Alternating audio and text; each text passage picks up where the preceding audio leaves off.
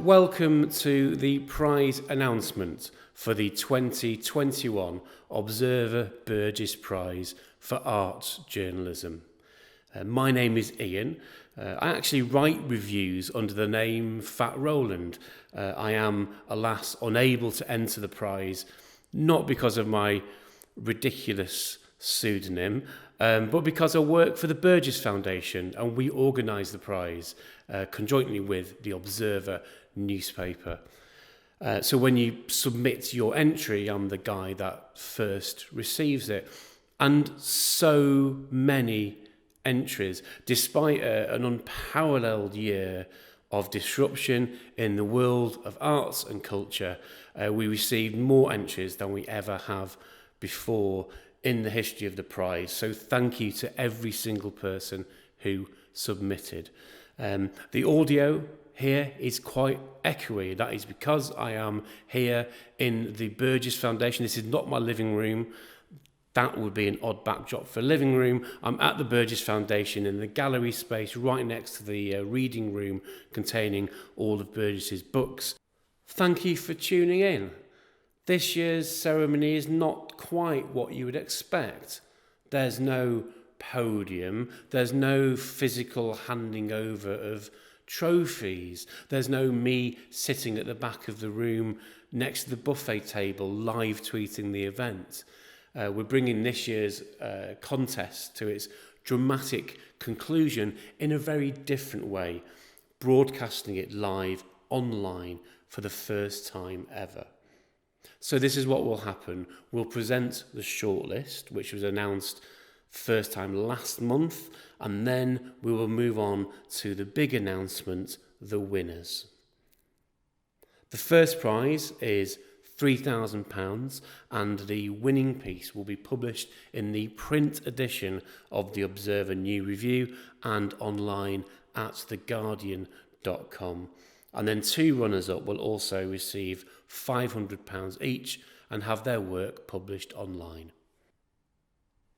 It won't be all me talking to camera, you'll be pleased to know. We're going to be joined by prize judge Miranda Sawyer from The Observer, who will be zooming in to do the important stuff like making the big announcements. By zooming in, I mean video zooming in. She's not actually physically running all the way to Manchester. We ask a lot of our judges, but that would be a little too far, I suspect. And by the wizardry of audio archive, we'll also be joined by Anthony Burgess, who inspired the prize. In fact, now let's find out a little bit more about Anthony Burgess, review writer extraordinaire. Anthony Burgess is best known as an author, but he was also a journalist, writing for publications all around the world throughout his life. He began submitting book and theatre reviews at the Manchester University magazine The Serpent. He went on to write for, among many others, the New York Times, The Spectator, Monaco's Saturday Review, Italy's Corriere della Sera, The Guardian and, of course, The Observer. Burgess published 2 collections of his essays, and a generous new selection of his journalism is available in The Ink Trade. One of the more colourful moments in his journalistic career was when he was sacked by the Yorkshire Post for reviewing his own novel Inside Mr. Enderby, a book published under the name Joseph Kell. The Observer Burgess Prize, launched in 2012, exists to recognise Anthony Burgess's long association with the newspaper. An ongoing reminder that his journalism was every bit a part of his life as his novel writing.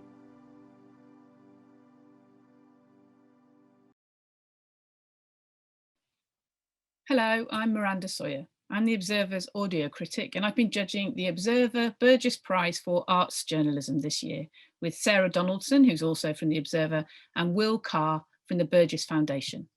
The standard was really high this year, and we loved lots of the entries we received.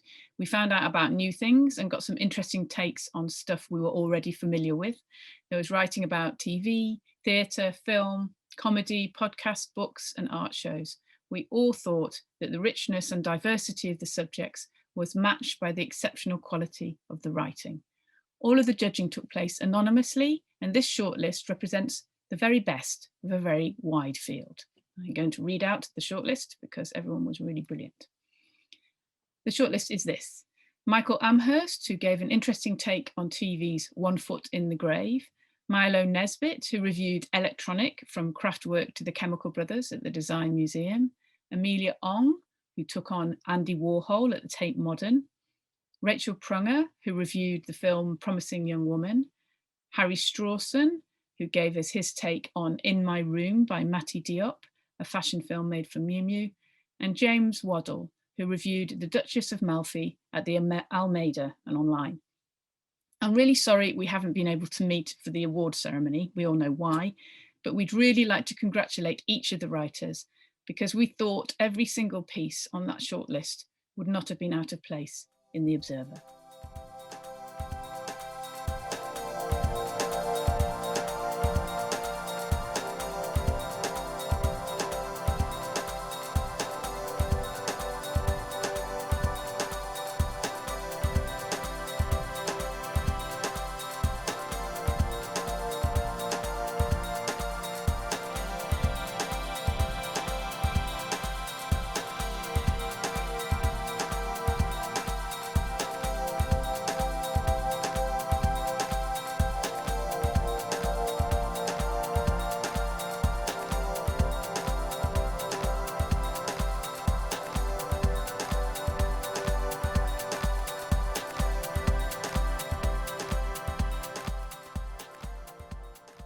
Thanks, Miranda. Anthony Burgess wrote reviews throughout his life, as we've already found out.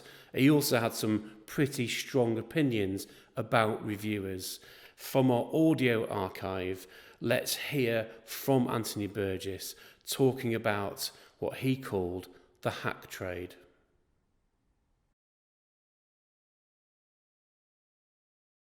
Reviewers are viewed by genuine writers with a mixture of foreboding and contempt. The status and indeed the physical condition of the reviewer are summed up in a trenchant article by George Orwell. The man looks older than he is. He sits at a table covered with rubbish which he dare not disturb, because there may be a cheque lying underneath it.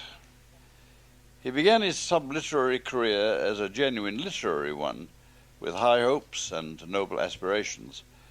But he has sunk to the condition of a hack. He has learnt the knack of reviewing anything, including books he has no hope of understanding. He earns little money and is unlikely to earn the accolade of a state award for services to literature. Services to reviewing are not recognised either at Buckingham Palace or in the office of the Prime Minister. This despicable rat, gnawing away at the fringes of literature, is only ennobled by being one of the pack kept encaged by a literary editor, or, to exalt the animal metaphor, an also-ran of the literary editor's stable. In this image, the term hack finds its proper connotation. Yet I ought to end on a less cynical note. Nothing in life except the love of a good woman has been more important than books to me. The writer's life is impelled on its course by his desire to achieve the honour of being numbered among the master spirits who have produced them. Pride and humility conjoin in the writer's life.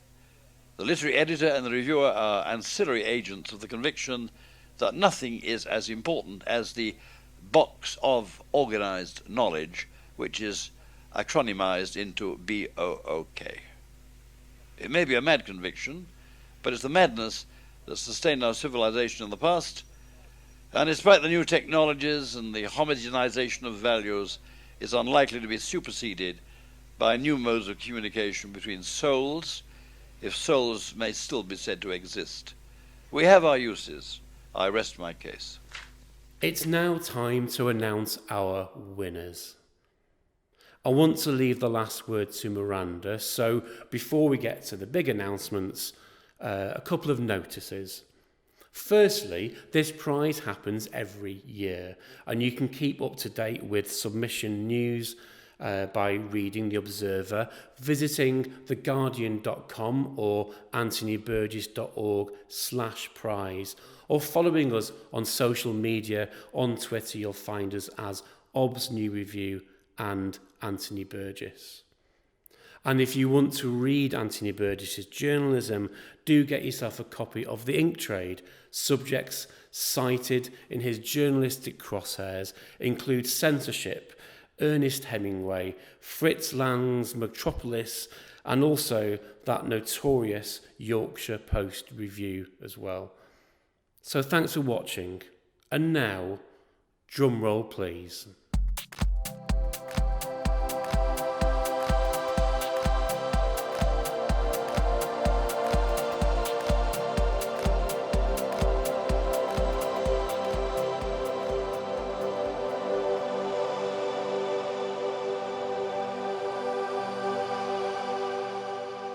So here are the winners.